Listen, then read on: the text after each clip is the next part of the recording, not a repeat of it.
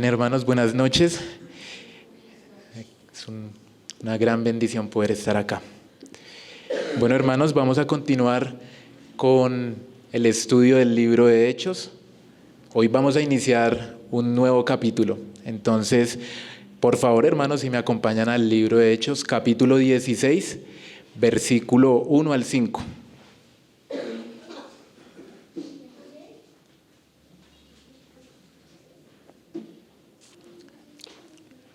Amén, hermanos. Después llegó a Derbe y a Listra, y he aquí, había allí cierto discípulo llamado Timoteo, hijo de una mujer judía creyente, pero de padre griego. Y daban buen testimonio de él los hermanos que estaban en Listra y en Iconio. Quiso Pablo que éste fuese con él, y tomándole le circuncidó por causa de los judíos que había en aquellos lugares, porque todos sabían que su padre era griego. Y al pasar por las ciudades, les entregaban las ordenanzas que habían acordado los apóstoles y los ancianos que estaban en Jerusalén, para que las guardasen. Así que las iglesias eran confirmadas en la fe y aumentaban en número cada día. Amén, hermanos. Permítanme, por favor, hacer una pequeña lectura para introducirnos al tema. El Pony Express operó desde el 3 de abril de 1860 hasta el 18 de noviembre de 1861.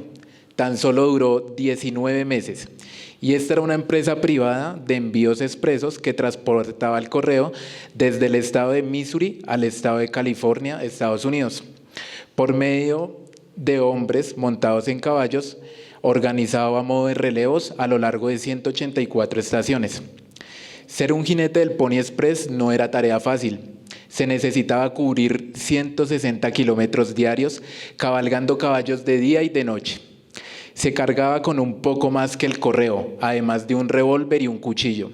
Estos hombres cabalgaban en camisa, pues debían de viajar con poco peso para aumentar la velocidad y aumentar la movilidad durante los ataques de los indios. ¿Cómo reclutaría usted los voluntarios para esta peligrosa tarea? Bueno, alguien se dio a la tarea de esto en 1960 en el periódico de San Francisco y escribió lo siguiente: se buscan jóvenes delgados de hasta 18 años. Deben ser jinetes expertos, dispuestos a correr el riesgo de muerte diaria. Se prefieren huérfanos. Muy sincero este anuncio, ¿verdad, hermanos? Podemos ver que esto es lo que en estos momentos está sucediendo. Prácticamente sabemos que ahora el apóstol Pablo se encuentra en búsqueda de un nuevo compañero para proseguir el viaje. Y me gusta porque en realidad el anuncio es sincero. El anuncio es para todos, también aquellos que anhelemos seguir a Cristo. Va a ser un servicio costoso, hermanos. Y usted debe despedirse de su vida. También debe saber que este servicio debe ser prioridad, que no es un pasatiempo. Y este servicio no es de corto plazo. Este tema del Pony Express solamente duró 19 meses, pero este servicio no tiene fin. No es como el Pony Express. Seguimos trabajando hasta la venida de nuestro Señor Jesucristo. Y permítame mostrar los 4 puntos que hoy vamos a estar tratando. Y para los que toman notas y quizás quieren apuntar, pueden más o menos irlos apuntando para que ya podamos ir siguiendo el desarrollo de la enseñanza. El primer punto, una preocupación que no se detiene. El segundo punto, un testimonio para la gloria de Dios. Tercer punto, Pablo recluta a Timoteo. Cuarto punto, el trabajo de los obreros es bendecido. Y vamos a empezar a desarrollar el primer punto, una preocupación que no se detiene. Y está ahí en Hechos 16:1. Dice, después llegó a Derbe y a Listra. ¿Después de qué? Bueno, posteriormente a la separación de Bernabé y de Pablo, después de haber tenido esta discusión por llevar también a Juan Marcos en ese segundo viaje misionero, y la visita de Silas y Pablo a las iglesias de Siria y Cilicia. Recordémonos que ellos tenían, o Pablo en especial, tenía una gran preocupación y era por estas iglesias que se habían fundado en el primer viaje misionero. Él tenía un gran interés por saber cómo estaban estas iglesias. Entonces, es debido a esto que ellos van a estas iglesias a afirmarlas, a fortalecerlas, y después de esto es que ya nos empezamos a situar en este versículo. Entonces dice que después de esto llegó a Derbe y a Listra. Quizás nosotros podamos recordar qué fue lo que sucedió en Derbe y en Listra. Ya habían pasado entre 4 o 5 años más o menos desde que Pablo había estado ahí en su primer viaje misionero. Y si nosotros recordamos, en este primer viaje misionero habían acontecido muchas cosas. Quizás los recuerdos de Pablo estaban en su mente, en su corazón, y podíamos ver que allí en este lugar fue donde se dio la sanación de un paralítico de nacimiento. También vimos que se dio a exponer y a conocer al Dios vivo, y también hubo un acontecimiento que quizás le traía un sinsabor a Pablo, y era que en este lugar había sido apedreado. Quizás uno también recuerda en los lugares donde no ha tenido buenas experiencias y uno diría, este es un lugar donde no quiero volver. Pero vemos un Pablo que en realidad es intrépido, y a pesar de que hayan pasado estas circunstancias y estas dificultades, él prosiguió su ministerio, él volvió allá a este lugar. De esta manera vemos cómo Pablo se preocupa por lo que Dios ya había iniciado en estas regiones. Pablo no se desentendió. Pablo no es como los predicadores de hoy en día que quizás van, dicen que hacen una misión, están 5, 10, 15 días y nunca más vuelven a aparecer por ese lugar. Y quiero que también miremos algo del interés que muestra Pablo por medio de la palabra. Pablo, hablando a los corintios de sus sufrimientos y de sus peligros, diría en 2 Corintios 11:28: y además de otras cosas, lo que sobre mí se agolpa cada día, la preocupación por todas las iglesias. Vemos que esto era algo de Pablo, que andaba preocupado, que no solamente tenía el sufrimiento de los azotes, que no solamente tenía el sufrimiento de las pedradas, que no solamente era perseguido, que muchas veces había tenido que huir, sino que internamente él también sufría por las iglesias. Vemos un Pablo interesado por las iglesias, por la obra que el Señor ha iniciado. Pablo quizás se preocupaba por la fidelidad de las iglesias al Evangelio. ¿Será que están andando en el Evangelio? ¿Será que no le habrán añadido algo más? Se podía también preocupar por la infiltración de falsos hermanos. También podríamos sumarle a esto que se preocupaba por la salud espiritual de las iglesias. Y en medio de esta preocupación, cuando quizás Pablo estaba más preocupado por seguir llevando el Evangelio, por seguir confirmando estas iglesias, allá aparece cierto discípulo. Y me parece interesante que podamos entrar a verlo. En el versículo 1 sigue diciendo: y he aquí había allí cierto discípulo llamado Timoteo. Cierto discípulo nos dicen, este discípulo se encontraba en la ciudad de Listra. Era donde se encontraba este discípulo, fruto de la predicación de 5 años atrás de Pablo y de Bernabé. Ahora Pablo y Silas se encuentran allí con este discípulo sobresaliente. Pero antes de continuar, nosotros debemos saber qué es un discípulo. Debemos mirar de qué se caracteriza un discípulo. Y básicamente es uno que aprende de un maestro. Él toma las formas, las prácticas, toma la sabiduría de su maestro y tiene una relación cercana, una relación íntima con su maestro. Algo muy importante que debemos saber es que nunca el discípulo va a estar por encima de su maestro. Lo más alto que se le puede llegar a conceder es que sea igual a su maestro, pero de ahí no puede pasar. Va a ser igual a su maestro. Un discípulo no está solamente lleno de teoría, sino que pone en práctica lo que ve de su maestro. Y esto me hace recordar cuando de pronto uno asiste a la universidad y allí en estos momentos uno va, adquiere cierto conocimiento, pero quizás uno no está con ese maestro, o si uno mira la vida de ese maestro puede tener una vida totalmente al revés. Pero este maestro debía modelar una vida acorde a lo que enseñaba.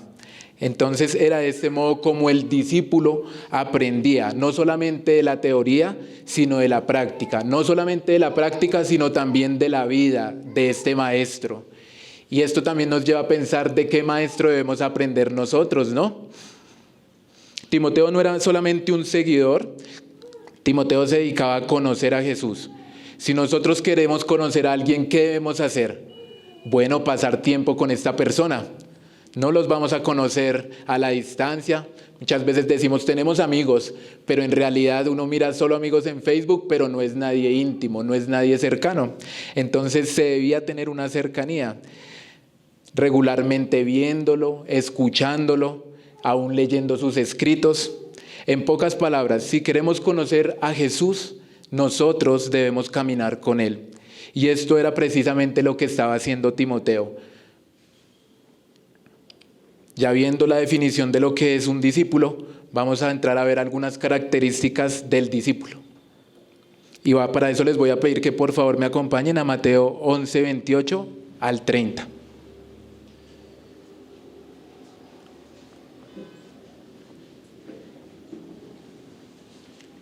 Y ahí en Mateo 11, 28 al 30 dice: venid a mí todos los que estáis trabajados y cargados, y yo os haré descansar.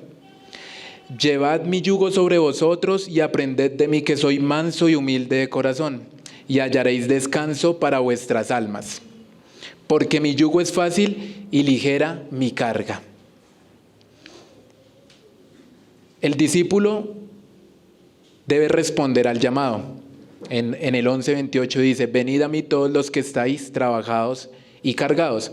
Cuando Cristo dice venid a mí todos los que están trabajados y cargados, hacía referencia a aquellos hombres que desesperadamente trataban de buscar a Dios, quizás tratando de cumplir las leyes, quizás tratando de hacer buenas obras, pero vemos que esto no era necesario. Esto lo que hacía era que entraran en una angustia más terrible.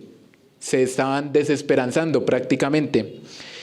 Pero Él promete que al venir a Él hallarían reposo, promete descanso. El discípulo en realidad es quien responde a ese llamado. Timoteo también quizás pudo haber estado así. Nos dice de Timoteo que desde la niñez él había aprendido las Escrituras. Quizás también había sido influenciado por su madre y por su abuela desde la niñez. ¿Qué podría haber estado aprendiendo Timoteo desde la niñez? Bueno, las Escrituras, pero quizás la ley, ¿cierto? Y esta ley pues prácticamente era, bueno, si no cumples o debes cumplir, debes celebrar las fiestas. Quizás Timoteo necesitaba también que el Señor le hiciera este llamado. Timoteo necesitaba ir al Señor. Por eso sigue diciendo otra característica: llevad mi yugo sobre vosotros. El discípulo acepta las condiciones. Ya vemos que solamente el discípulo, no vemos solamente que el discípulo responde al llamado, sino que ahora el discípulo acepta las condiciones. Es un ejercicio que demanda que el discípulo se someta, que empiece a creer las enseñanzas de su maestro, y el discípulo lo que debe estar diciendo es: me debo sujetar a Cristo. En el versículo 29, dice: y aprended de mí. El discípulo es alguien que aprende. Este se aplica en conocer a Cristo. No solamente la doctrina de Cristo, porque también tenemos algunos hombres con la cabeza muy hinchada de conocimiento, pero este también quería conocer al mismo Cristo. Y eso es algo que debe caracterizar a todo discípulo. Debe amar, debe querer conocer más a su Señor. Conocer al mismo Cristo, esa es la importancia de cuando uno es discípulo. No solamente tener conocimiento, sino decir: quiero ser más como Cristo, quiero vivir como Cristo vivió. Y ese conocimiento nos va a permitir algo, y es caminar como Cristo caminó. Se aplica este conocimiento para caminar en sentido contrario a la corriente de este mundo. Cuando nosotros empezamos a caminar con Jesucristo, vamos en contra de la corriente de este mundo. Quizás por eso muchas veces cuesta seguir al Señor, porque vamos a tener la oposición, vamos a tener aquellos que se levantan en contra de nosotros, aquellos que quizás en la familia nos dicen: bueno, usted es el aleluya, bueno, usted ahora desde que se convirtió, ¿cómo ha cambiado? Tan santo, en las fiestas se burlan. Puede pasar eso, porque en realidad estamos siguiendo a Cristo. Cuando haya oposición, eso es un buen síntoma, hermanos, es porque estamos siguiendo al Señor de señores y al Rey de reyes. Y continúa diciendo en el 29, aprended de mí.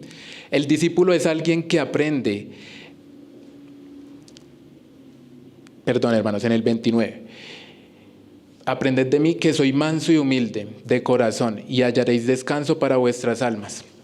El discípulo es alguien que reacciona como Jesús. El discípulo debe ser como Jesucristo, quien tomó forma de siervo, quien se humilló cumpliendo con lo que Dios le había encargado, obediente hasta la muerte y muerte de cruz. De esta manera, si el discípulo y con estas características, él podrá experimentar el poder de Dios, podrá ser un discípulo que sufre las penalidades como buen soldado de Jesucristo. No se enredarán los negocios de esta vida si es un discípulo verdadero. Y un discípulo verdadero también trabaja arduamente para ver los frutos.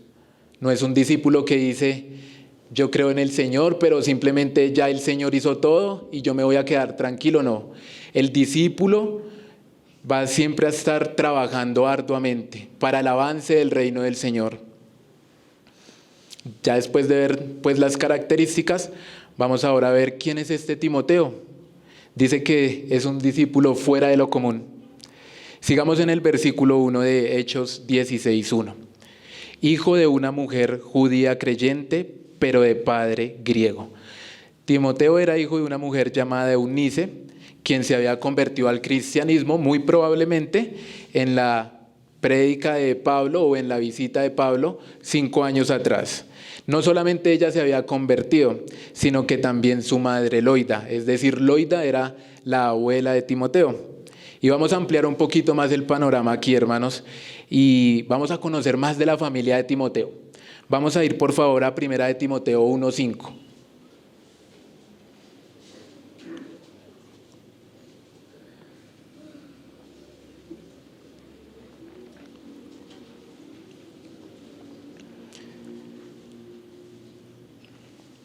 Amén, hermanos. Dice 1 de Timoteo 1:5. Trayendo a la memoria la fe no fingida que hay en ti, la cual habitó primero en tu abuela Loida y en tu madre Eunice. Estoy seguro que en ti también. Trayendo a la memoria la fe no fingida que hay en ti. Pablo se dirige a Timoteo indicando que él tiene un recuerdo vivo, que él recuerda que Timoteo no tiene una fe ficticia, no tiene una fe de mentiras, es una fe que tiene el conocimiento adecuado, es una fe con una convicción profunda. Esto es lo que recuerda Pablo de Timoteo.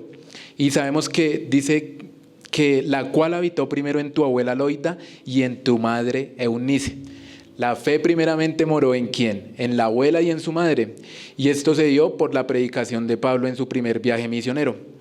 Aunque Pablo había traído el evangelio de Jesucristo a esta ciudad y estas mujeres habían creído en el anuncio, sabemos que Timoteo era instruido desde la niñez. Por favor, me acompañan en 2 de Timoteo 3:15. Y que desde la niñez has sabido las sagradas escrituras. La crianza de Timoteo había sido la crianza de un buen judío. Él había estado siempre, digámoslo así, siendo instruido en la palabra del Señor.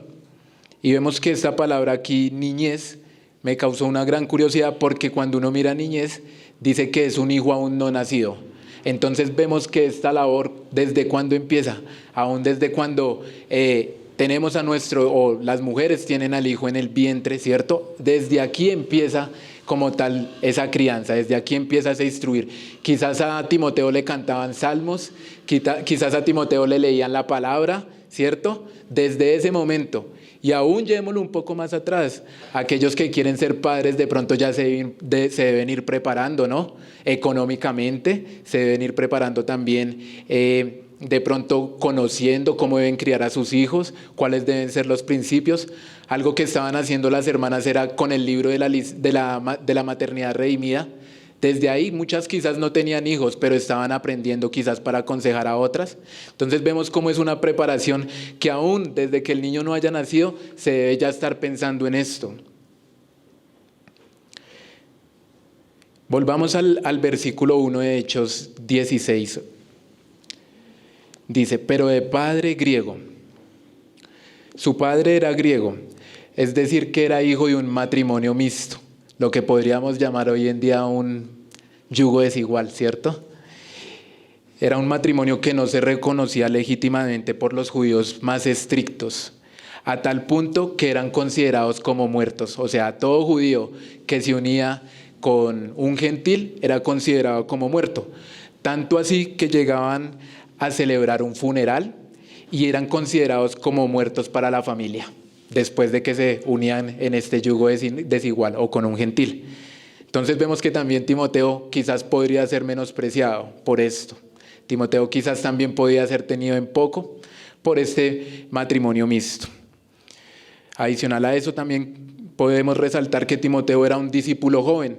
En 1 Timoteo 4:12, Pablo le está exhortando y le dice: ninguno tenga en poco tu juventud.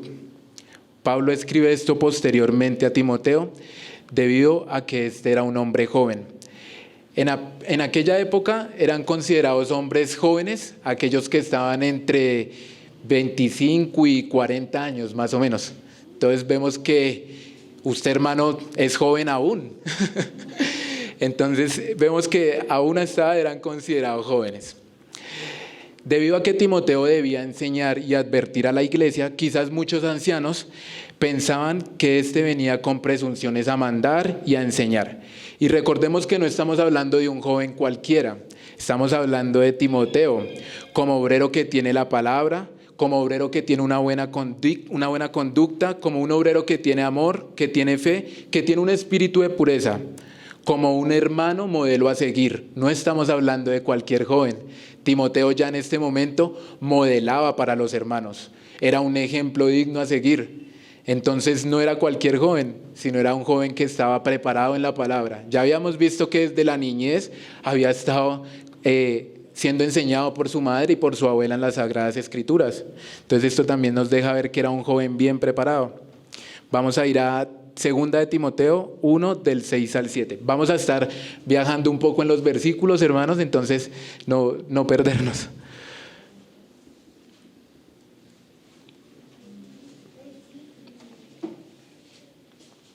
Timoteo era tímido, por lo cual te aconsejo que avives el fuego del don de Dios que está en ti por la imposición de mis manos. Aquí vemos un consejo del apóstol Pablo. Dice que Timoteo ya sabemos que tiene una fe verdadera, no tiene una fe ficticia. Y ahora Pablo entra a darle un consejo y lo que dice es: acuérdese que desde el momento en que usted había sido ordenado, usted recibió dones del Espíritu Santo. Por lo tanto, ahora Pablo tenía que animarlo a perseverar, a que éste fuera valiente y que tuviera de nuevo para proclamar el Evangelio. Y ahí sigue diciendo, que avives el fuego del don de Dios que está en ti. Este debía mantener la llama plenamente encendida, tenía que volver a encender aquello que la timidez había apagado. Tenía que seguir con su labor de maestro de la palabra, tenía que cuidar la grey, tenía que exhortar, tenía que animar, también tenía que estar alentando a los hermanos, tenía también que estar corrigiendo y también tenía que ahora nutrir la iglesia. Pero ¿cómo se hace esto? Bueno, esto se hace con el Espíritu Santo. Por eso ahí estaba diciendo que se le había dado dones, pero los dones sabemos que vienen del Espíritu Santo, hermanos, no es en nuestras fuerzas. Seguimos viendo el obrar del Espíritu Santo en la vida de estos obreros en el libro de Hechos. Porque no nos ha dado Dios, en el versículo 7, porque no nos ha dado Dios espíritu de cobardía, sino de poder, de amor y de dominio propio. Por eso Pablo le recuerda que Dios no le ha dado un espíritu de cobardía, Dios no le ha dado un espíritu de timidez, sino por el contrario, ahora Timoteo tiene un espíritu de poder. No solamente esto, sino que también tiene una mente sana con un juicio cabal de autodominio. Pablo le dice a Timoteo, no seas tímido, sino ahora sé poderoso en Dios. Sé poderoso en Dios porque en ti está el Espíritu Santo. No es lo que tú hagas, Timoteo, es el Espíritu Santo de Dios que fue dado por la imposición de las manos. No seas tímido, predica, exhorta, anima, nutre la iglesia. Eso es lo que ahora está diciéndole el apóstol Pablo a Timoteo. Sigue tu trabajo, no seas tímido. Y por eso Pablo le recuerda esto, y era necesario que él recordara que era poderoso en Dios. tenemos también a un Timoteo que sufre muchas enfermedades. Un Timoteo que puede ser como cualquiera de nosotros, con debilidades, con depresiones, con sufrimientos, hermanos. En 1 de Timoteo 5:23 le dicen: ya no bebas agua, sino usa de un poco de vino por causa de tu estómago y de tus frecuentes enfermedades. Dicen que en el Medio Oriente no era fácil conseguir agua potable. Se dice que esta agua prácticamente era insalubre, que no era nada saludable y que causaba infecciones estomacales. Ahora, por eso tenía Pablo que decirle: no te fíes de los religiosos, no te fíes de pronto de seguir guardando tu testimonio, pero ahora es necesario que tomes vino, porque esa agua te está haciendo daño, ¿cierto? Esa agua te está afectando, esa agua te está trayendo infecciones estomacales. Y no solamente eso, sino que dice que tenía más enfermedades, dice que tenía muchas enfermedades. Quizás las enfermedades eran del cuerpo, quizás era fragilidad, quizás podía ser debilidad, depresión. ¿Cuántas veces hemos pasado por eso, hermanos? Pero vemos que también el Señor, en medio de todas estas situaciones que nos suceden, el Señor sigue trabajando con nosotros. El Señor quiere trabajar en medio de nuestras debilidades. Mire lo que dice John MacArthur: Dios utiliza las personas adecuadas, las que Él elige para cumplir las tareas que Él les tiene previstas. A ese fin, Él puede usar y usa hasta las circunstancias más negativas con el fin de producir los resultados más positivos. Tremendo ver esto, una persona tan débil, una persona tímida, una persona enfermiza, y ahora podemos ver cómo el Señor utiliza a estas personas. Esto es lo que vemos con Timoteo. No solamente Timoteo era un discípulo, sino que ahí dice en el versículo de Hechos 16:2, si me acompañan, dice que él tenía un buen testimonio. Vamos a leer Hechos 16:2.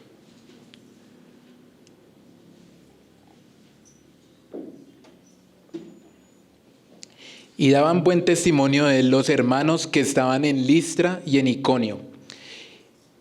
Daban buen testimonio los hermanos. De unos a otros se decían que este era un buen discípulo, que no solamente era conocido por su fe verdadera, sino por el arduo trabajo que realizaba. Algunas cosas que podían llegar a decir de Timoteo era que tenía una fe genuina, que Timoteo no buscaba lo suyo. De hecho, Pablo más adelante se lo va a recordar en Filipenses 2:20-21. Llega a decir que a nadie tiene el mismo ánimo. Imagínense todos los colaboradores del apóstol Pablo, porque trabajó con varios hombres, pero que él llegue a decir: a ninguno tengo de mi mismo ánimo, a ninguno tengo de mi mismo espíritu, sino a Timoteo. Y cuando vemos a Pablo en realidad estaba preocupado por las iglesias, Pablo estaba preocupado por llevar el evangelio, Pablo estaba preocupado por poner los fundamentos. Imagínense cuántas características no podemos sacar allí de Pablo. Y dice Pablo que a ninguno tiene de la misma alma, del mismo sentir. Timoteo no mostraba interés por lo terrenal, sino más bien un interés por Cristo. Se decía también quizás de Timoteo que él sabía la palabra, que este era irreprensible. Veían su testimonio, veían cómo se comportaba con los hermanos, veía cómo estaba aún en medio de su madre, de su abuela. No solamente daban buen testimonio los hermanos de la ciudad, sino en Iconio también gozaba de buena reputación. Se supone que Pablo y Silas llegan a Derbe y a Listra. ¿Y por qué aquí está diciendo ahora que tiene buen testimonio en Iconio? O sea que su testimonio había trascendido. Su testimonio no solamente había quedado en su localidad, sino que había ido más allá. Y esto es algo que nos debe animar también a nosotros. No solamente debemos tener un buen testimonio aquí en la iglesia, hermanos. Hay veces uno llega con cara de santurrón, pero en realidad por dentro uno está con otras cosas, ¿no? O quizás uno está en pecado. Vemos que Timoteo en realidad tenía buen testimonio en las ciudades circunvecinas. Y no solamente eso, nosotros debemos mirar cuál es el testimonio en nuestro trabajo. ¿Cómo nos reconocen en nuestro trabajo, hermanos? ¿Cómo nos reconoce nuestra esposa en casa, nuestro hijo? ¿Cómo nos reconocen nuestra familia? ¿Tenemos buen testimonio? Nuestro testimonio debe ser bueno, debe ser caracterizado porque somos discípulos de Cristo, porque seguimos al Señor. Ese debe ser el buen testimonio que debemos portar. Y no solamente en un lugar, debemos de quitarnos esa parte de tener una dicotomía, de que en un lugar que es la iglesia nos comportamos de esta manera, pero salimos y ahora pensamos de una manera totalmente diferente. Debemos tener cuidado con esto. Nosotros somos cristianos en todo lugar a donde vayamos, hermanos. Y es allí por eso que se van a levantar las oposiciones, porque van a decir, ahora el santo no va a ir a la fiesta de fin de año. El santo es todo aburrido, mírelo, ya no quiere compartir con nosotros. Bueno, el Señor aún sigue trabajando en medio de esos lugares. El Señor es bueno para con nosotros.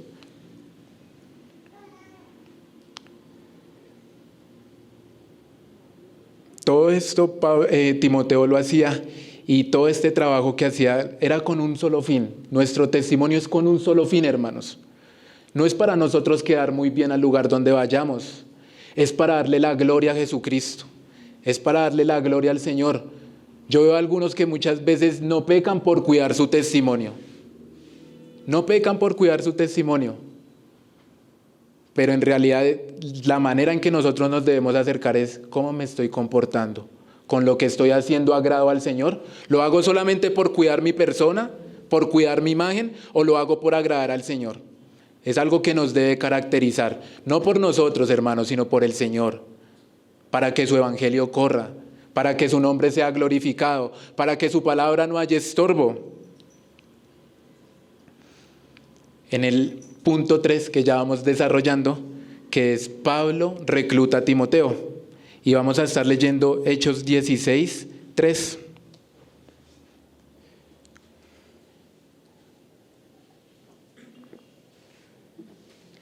Quiso Pablo que éste fuese con él, y tomándole le circuncidó por causa de los judíos que habían en aquellos lugares, porque todos sabían que su padre era griego. Quiso Pablo que éste fuese con él. Imagínese Pablo después de haber escuchado a los hermanos, haber escuchado los testimonios, el uno diciendo, no, Timoteo es un buen discípulo, no, Timoteo es sabio en las escrituras, no, Timoteo trabaja arduamente. Después de Pablo haber escuchado esto, Pablo decide seleccionarlo y llevarlo ahora a su segundo viaje misionero. Este discípulo sabemos que aunque era joven, tímido y hasta enfermizo, tenía el carácter de un discípulo. Servía, se preocupaba por sus hermanos, no miraba por lo suyo. Estaba enfocado, hermanos.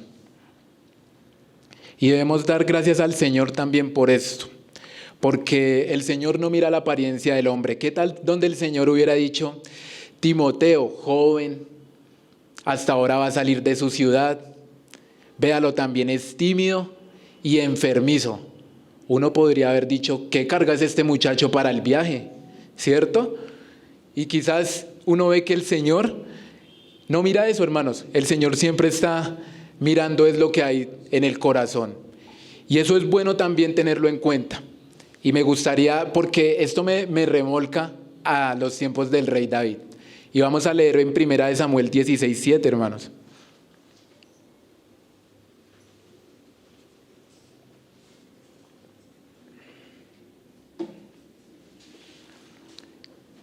Recordémonos que era allí cuando Samuel estaba a punto de ungir al próximo rey de Israel. Ya Saúl había sido desechado. Le dice Jehová, levántate Samuel, ve a la casa de Isaí, ve a ungir el nuevo rey de Israel. Y vemos que empieza allí Isaí a sacar a sus hijos, ¿no? Saca el primero, lo presenta y le dice que ese es Eliab. Y Samuel en su persona o en lo que su visión corta le permite ver, dice que ese iba a ser el rey de Israel. Pero mire lo que le dice el Señor, ahí en 1 Samuel 16, 7. Y Jehová respondió a Samuel, No mires a su parecer, ni a lo grande de su estatura, porque yo lo desecho, porque Jehová no mira lo que mira el hombre, pues el hombre mira lo que está delante de sus ojos, pero Jehová mira el corazón. No mires el parecer, ni lo grande de su estatura, porque yo lo desecho. Samuel quizás vio a Eliab, decía, tiene buena presencia, es decir, que tiene un buen parecer, tiene una buena estatura, quizás 1,80, 1,90, le podía dar la guerra a los filisteos, se veía imponente, era apto para la batalla, pero Dios lo rechaza, porque el Señor no mira la estatura, porque el Señor no mira si se ve imponente, porque el Señor no mira quizás los logros, porque el Señor no mira las cosas que hemos obtenido, sino que el Señor está mirando es el corazón. El Señor sabe con qué corazón cuenta para trabajar. Y en el versículo 16, ahí más adelante dice, pues el hombre mira lo que está delante de sus ojos, pero Jehová mira el corazón. Aquí cuando dice que Jehová mira el corazón, es que Jehová examina, hermanos. Jehová mira su fe, Jehová mira su carácter, Jehová mira su temor. Dios sabe lo que en realidad somos, hermanos. Quizás aquí delante de los hermanos podemos fingir algo, pero Dios sabe qué es lo que hay en nuestro corazón. Dios sabe qué es lo que somos en el lugar más íntimo de nuestra casa, en nuestro lugar íntimo de trabajo. Él sabe cuáles son nuestros pensamientos, sabe qué es lo que más nos preocupa, ¿no? Ahora es necesario, hermanos, volver a Hechos 16, al versículo 3. En el versículo 3 dice, le circuncidó por causa de los judíos que había en aquellos lugares. Ahora aquí nosotros sabemos que enseñanzas atrás había sucedido algo que era el concilio de Jerusalén y había resultado una gran victoria sobre los judaizantes, donde se indicaba que no era necesario que los gentiles se circuncidaran para ser salvos. Y aquí algunos podrían pensar, ahora Pablo, ¿qué le pasa? Se está contradiciendo. ¿Cómo así que va a decir que ahora era necesario circuncidar a Timoteo? ¿Y cómo va a decir que lo tomó y le circuncidó? Pero dice que por causa de los judíos que habían en aquellos lugares. William Barclay dice, eran los gentiles que eran libres de las ceremonias propias de la manera de vivir de los judíos. Podemos imaginar la oposición de los judíos cristianos si Pablo fuera por ahí con un judío incircunciso. Se interpreta como una prueba de que enseñaba que los judíos no tenían que circuncidarse, cosa que él nunca había dicho, pues le acusarían de enseñar esto y crearían problemas con los judíos. Entonces sabemos que siempre que Pablo llegaba a una ciudad, ¿qué era lo primero que él hacía? Entraba a una sinagoga para exponer el evangelio. Entonces era por esto que se veía la necesidad de circuncidar a Timoteo, para que esto no fuese a estorbar que el evangelio siguiera corriendo, que quizás lo fueran a rechazar los judíos. Entonces él quitó como tal todo esto que podía obstruir el camino y el curso de que el evangelio siguiera siendo predicado. Timoteo era hijo de una mujer judía y al venir de familia judía, debía circuncidarse. Pues dice que por causa de los judíos, es decir, que era necesario para que pudiera lograr entrar y proclamar el evangelio. Y no quiero dejar aquí los cabos sueltos, porque quizás uno diría, bueno, al fin ¿qué? Si nos circuncidamos o no nos circuncidamos. Pero es importante mirar en Gálatas 2:3, que dice, mas ni aun Tito, que estaba conmigo, con todo y ser griego, fue obligado a circuncidarse. Bueno, entonces uno preguntaría, ¿por qué Timoteo sí fue circuncidado y por qué Tito no? Bueno, eran casos muy diferentes. Era un caso totalmente diferente, pues Pablo se opuso a circuncidar a los cristianos gentiles para salvación. Tito era un gentil, Tito no debía ser circuncidado, en cambio Timoteo sí pues tenía madre judía, quizás para entrar para allá a las sinagogas debía pues presentarse de esta manera. Quizás ni siquiera lo iban a dejar hablar, hermanos, si no estaba circuncidado. Y esto iba a ser una obstrucción, un obstáculo. El versículo 3 dice, porque todos sabían que su padre era griego.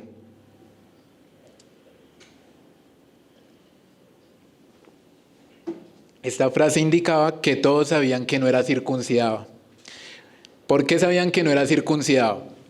Porque era un griego, los griegos no tienen esa práctica de circuncidar, es solamente una práctica de los judíos.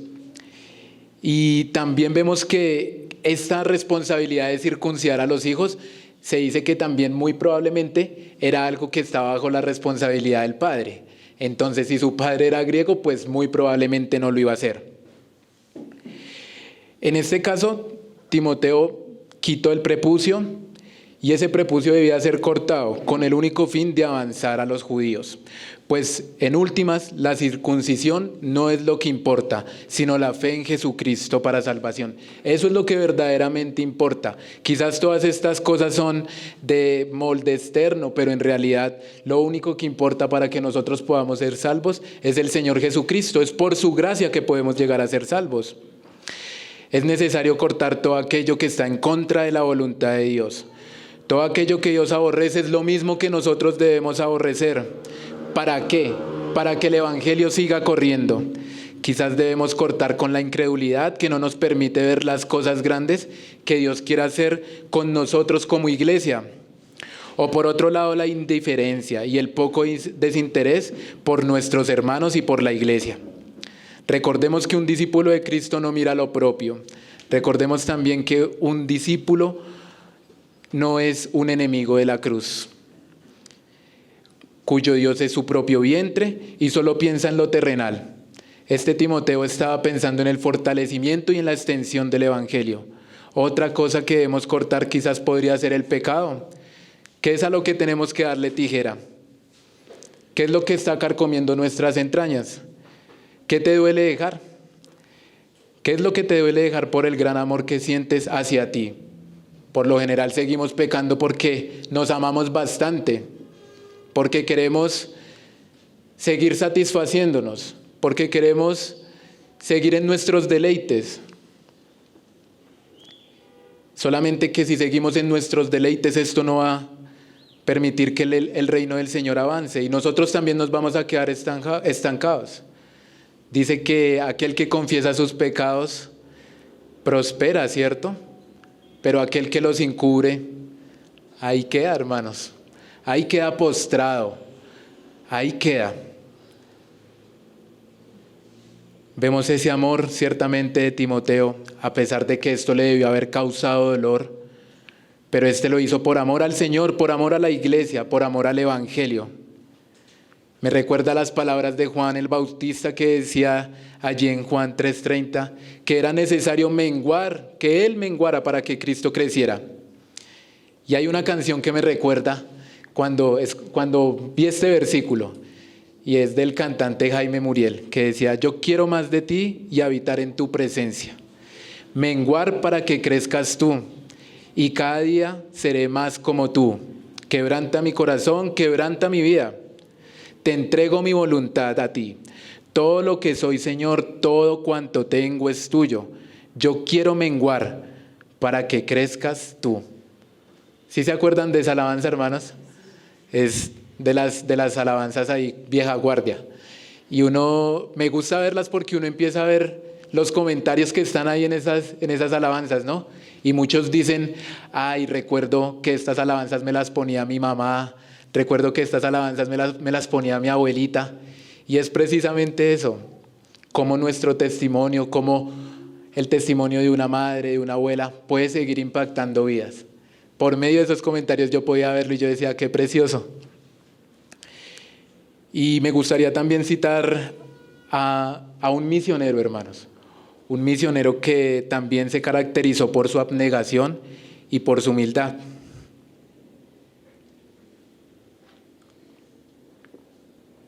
¿Alguien ha escuchado de David Brainerd? Creo que sí. David Brainerd fue un ministro quien estuvo en circunstancias muy difíciles, con humildad y abnegación, con gran pasión por la gloria de Dios y por las almas de los pecadores. Nació el 20 de abril de 1718 en Haddam, un pueblo de Estados Unidos, y a los 9 años él quedó huérfano. A los 20 años quiso seguir los pasos de su hermano de entrar al ministerio. Un año después de iniciar sus estudios y a los 2 meses tuvo que abandonarlos por síntomas tempranos de tuberculosis.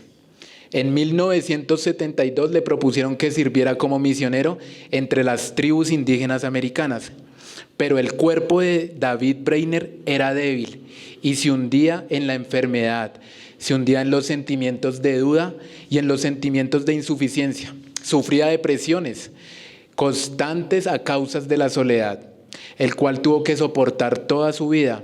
De él hay un diario, hermanos, y en este diario está registrado todo lo que éste sentía, todo lo indigno que se sentía, pero también podíamos ver en este diario que también se llenaba de expresiones de gratitud. Me hacía recordar al salmista cuando empieza sus salmos, mirando su condición, mirando su debilidad, mirando su pequeñez, pero en un momento recuerda al Señor y le alaba, le exalta. Así debemos también ser nosotros, alabar al Señor. Sí, quizás hay veces miramos nuestra insuficiencia, quizás hay veces miramos nuestra depresión, pero ahí no se debe quedar la mirada nuestra, hermanos. La mirada debe estar fija en nuestro Señor, y es allí donde va a haber fuerza, es allí donde va a haber aliento, es allí donde vamos a poder continuar. ¿Quién podría haber dicho que este hermano iba a impactar tanto? Siendo enfermizo, lleno de tuberculosis.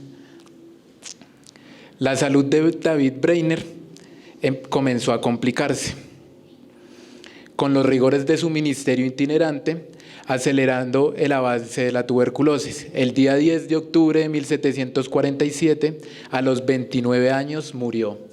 A los 29 años, hermanos. Muy joven. Dicen que probablemente su ministerio fue de 8 años. Muy corto. Pero vamos a ver qué fue lo que ocasionó este hombre en medio de su debilidad. Porque no es el hombre, hermanos, en últimas, sino es el Señor haciendo, trabajando por medio de ese hombre. David Brainerd dejó un diario, y este diario impulsaría el deseo misionero y ministerial de personajes tan importantes como John Wesley, como John Newton, como William Carey, como David Livingstone, también como Jean Elliott y muchos más. Tremendo, ¿no? Ver uno este hombre que duró solamente 8 años, pero todo el efecto que causó. Y quizás muchos habrán dicho, pero ¿qué está haciendo este hombre enfermo, lleno de tuberculosis, allá con los indígenas? No está haciendo nada. No, sí, él estaba haciendo la obra del Señor. Y el Señor le honra, mire, tremendo, hoy lo podemos recordar. Podemos decir, mire todas las vidas que impactó. ¿Cuántas personas más no fueron salvas? Porque inspiró a John Wesley, a nomás a Jean Elliott, que estuvo en Ecuador, las tribus Aucas. ¿Cómo puede llegar a impactar el Evangelio? ¿Cómo podemos llegar a impactar nosotros si nos dejamos utilizar del Señor? Por eso es que el Señor está buscando corazones dispuestos para ser discípulos, para seguirle, para negarnos a nosotros mismos, para tomar la cruz y seguirle. Para eso es que estamos, hermanos. No estamos para construir imperios, no estamos para seguir edificando nuestras casas, no estamos quizás para seguir llenándonos de conocimiento, de estar recibiendo quizás más estudio, de estar siendo ascendidos, promovidos. Hermano, eso son pequeñeces. El Señor quiere que usted y yo sigamos llevando el Evangelio. El Señor quiere que usted y yo nos apasionemos por Él. El Señor quiere que usted y yo le tomemos en serio. Eso es lo que el Señor quiere. ¿Acaso usted no desea eso? Qué precioso que el Señor utilice hombres tan incompetentes como nosotros. Todo lo que el Señor puede llegar a hacer. El cuarto punto, hermanos, es el trabajo de los obreros es bendecido. Y vamos a leer Hechos 16:4.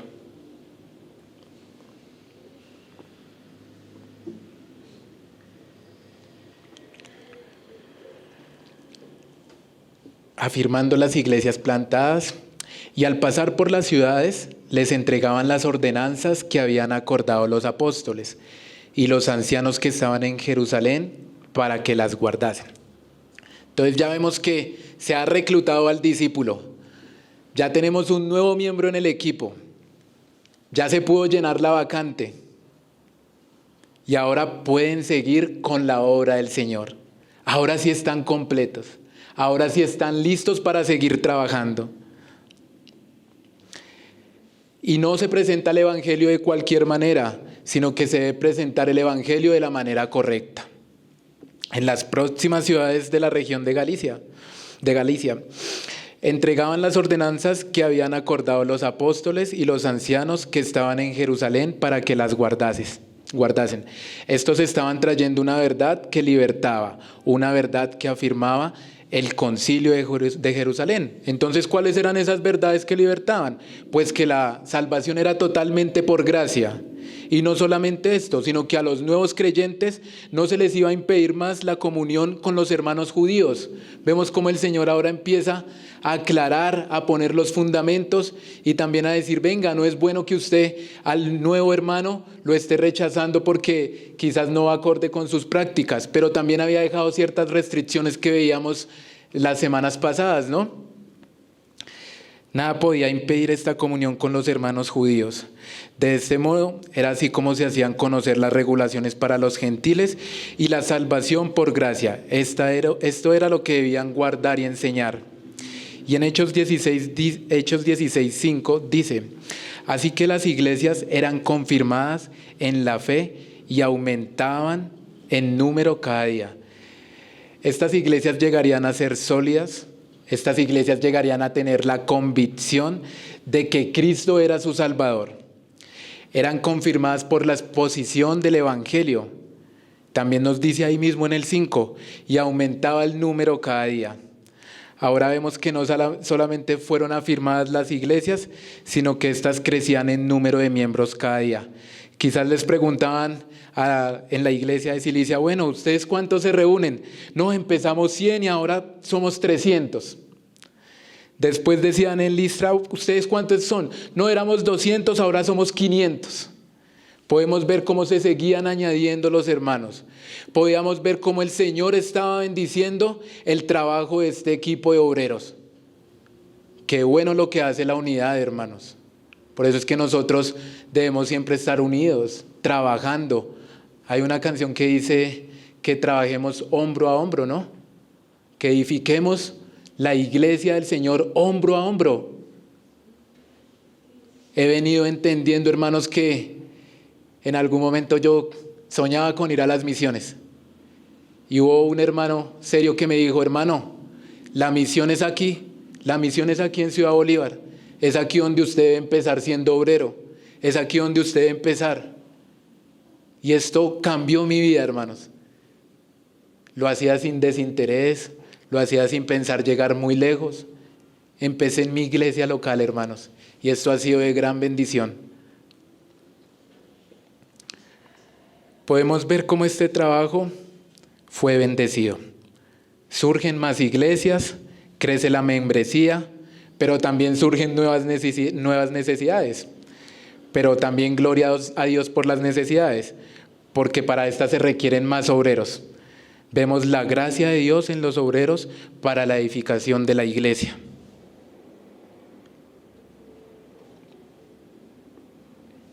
Hermanos, y concluyendo, cada cristiano debe mostrar un gran interés, no por él mismo, sino por el estado en que se encuentra la iglesia.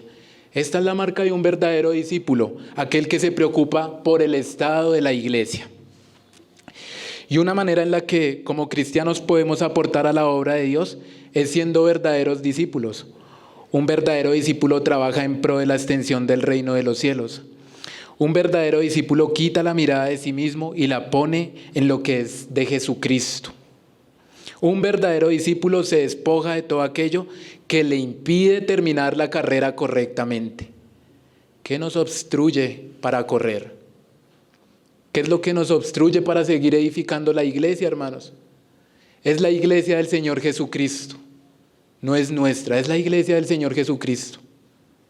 La amada iglesia del Señor Jesucristo. También creo que es una iglesia victoriosa, sobre la cual no prevalecerán las puertas del Hades, dice el Señor. Y quiero alentarles aquí a los hermanos y hermanas que por una u otra razón se encuentran en una situación igual a la que estaba esta madre y esta abuela, o quizás también pueda haber un padre que esté en esta misma situación, siendo cabeza de hogar, con un esposo o una esposa que no es creyente, o quizás un padre que es creyente, pero que por su trabajo no puede invertir en la fe de su hijo. Y en medio de este sistema que quiere arrebatar a nuestros hijos con corrientes huecas, como la igualdad de género, como la hipersexualización, el aborto, con el feminismo radical y otros más, yo le quiero alentar a usted a que continúe educando a sus hijos en el temor del Señor. Quiera Dios que estos niños que están aquí presentes en nuestra iglesia se levanten los próximos Timoteos, hermanos. Qué precioso poder ver esto, cómo el Señor quiere hacerlo. Sígase esforzando. El Señor hoy le dice que no piense que usted está solo. El hecho de que está haciendo la educación de su hijo usted sola o usted solo, el Señor le dice, no, no estás sola, yo estoy contigo. Yo estoy contigo, dice el Señor. Y es bueno saberlo, porque muchas veces en nuestros afanes lo olvidamos. Muchas veces en nuestras cosas nos olvidamos de que el Señor está con nosotros y de que Él puede seguir haciendo grandes cosas. Este trabajo no es en vano. Y por otro lado, quiero decirles también a los presentes que quizás Dios les está llamando. Quizás usted tiene que rendir su vida a Jesucristo enteramente. ¿Qué está esperando? Este varón solamente duró 29 años. ¿Qué está esperando usted para ser un discípulo de Jesucristo? El tiempo se acaba. Lo veíamos el domingo hace 8 días, ¿no? Que el tiempo va pasando, que debemos redimirlo. Es el momento de tomar esta decisión. Es el momento de rendir la vida totalmente a Jesucristo. O quizás pueda haber otro aquí que diga, no, yo me siento indigno para trabajar en medio de la iglesia. Pero también el Señor quiere decirle algo, que en la iglesia también hay un lugar para usted, para que usted sirva, para que usted crezca, para que usted madure. Eso es lo que quiere hacer el Señor. Quizás muchos pensando, no, yo como Timoteo, enfermo, ¿qué voy a hacer por el Señor? ¿Qué puedo hacer yo con mis debilidades? No sé hablar. No, soy tan tímido. Pero aún para usted hay un trabajo, mi hermano. Hay un lugar para usted en la iglesia del Señor. Y por último, hermanos, dice que nuestro éxito no puede ser medido por lo que tenemos. Nuestro éxito no puede ser medido por lo que logremos. ¿Cómo debe ser medido nuestro éxito? Nuestro éxito personal o como iglesia debe ser medido por lo que hay de Cristo en nosotros. Esa es la realidad. No por cuánto tenemos, no por lo que somos, no por el cargo que tenemos en la compañía. Eso puede ser quitado en cualquier momento, hermanos. Pero por lo único que nosotros podemos medir nuestro éxito personal es por lo que tenemos de Cristo en nosotros, hermanos. Ese es el verdadero éxito de un hombre. Y quiero lanzarles un reto más, hermanos. Inicié leyendo una oferta, ¿cierto? Y quiero terminar leyendo una oferta. Yo trabajo en talento humano, pero no es que esté haciendo ese tipo de promociones ni nada de eso. Pero quiero lanzarle una oferta, hermanos. Una oferta que yo sé que a usted le puede interesar. Y la oferta dice así: se solicitan hombres para el difícil trabajo de ayudar a edificar la iglesia. Personas que estén dispuestas a trabajar bajo peligro constante. Con frecuencia habrá desacuerdos, aún con los mismos compañeros de trabajo. Habrán también ataques constantes de un enemigo invisible. Puede ser que los resultados del trabajo no se perciban. Esta labor puede significar la pérdida de ambiciones y aún la pérdida de la vida misma. Salario, muy poco salario. Duración del trabajo, indefinido, pues se estima que sean largos meses de trabajo arduo y duro. No se garantiza regreso. Por favor, absténgase de aplicar si no cumple con los requisitos. Amén, hermanos. Vamos a orar, dando gracias al Señor por la palabra.